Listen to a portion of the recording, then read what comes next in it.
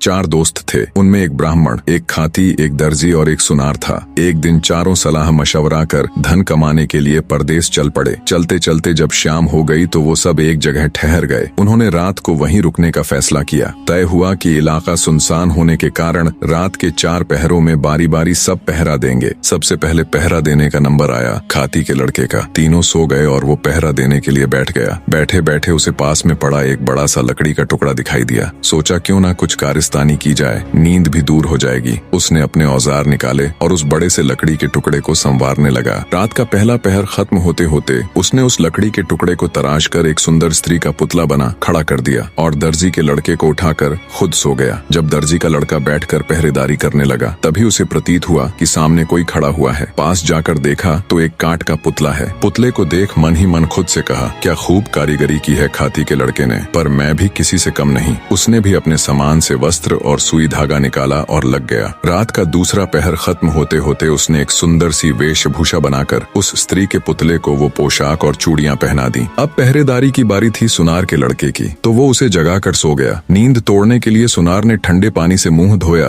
और बैठकर पहरेदारी करने लग गया। तभी उसकी नजर सामने खड़ी स्त्री पर गई तो वो भौंचक्का रह गया। सोचा इतनी रात जंगल में स्त्री कहाँ से आई। उसने उसे आवाज दी पर कोई उत्तर नहीं मिला। जिज्ञासावश उठकर पास गया तो देखा वो कोई स्त्री नहीं बल्कि एक पुतला है। सुनार को समझते देर न लगी कि ये खाती और दर्जी की करामात है। खुद से कहा, मैं भी किसी से कम नहीं। उसने भी अपने औजार निकाले और लग गया। तीसरा पहर खत्म होते होते उसने उस पुतले को सुंदर सुंदर आभूषण बनाकर पहना दिए। अब बारी थी ब्राह्मण के लड़के की, तो सुनार उसको जगाकर सो गया। अब जब ब्राह्मण पहरेदारी करने लगा तो उसकी भी नजर उस पुतले पर गई। वो भी सोच में पड़ गया, इतनी रात को इस जंगल बियाबान में ये नारी कहाँ से आई। वो भी उस स्त्री रूपी पुतले के पास जाकर उसे देखने लगा। सब समझते उसे भी देर न लगी। मन ही मन बोला, वाह क्या खूब कारीगरी की है सबने, लगता है सब मिलकर मेरी परीक्षा लेना चाहते हैं। उसने भी अपना तंत्र मंत्र का सामान निकाला और रात का चौथा पहर खत्म होते होते अपनी तंत्र मंत्र विद्या से उस काठ के पुतले में प्राण डाल दिए। वो काठ का पुतला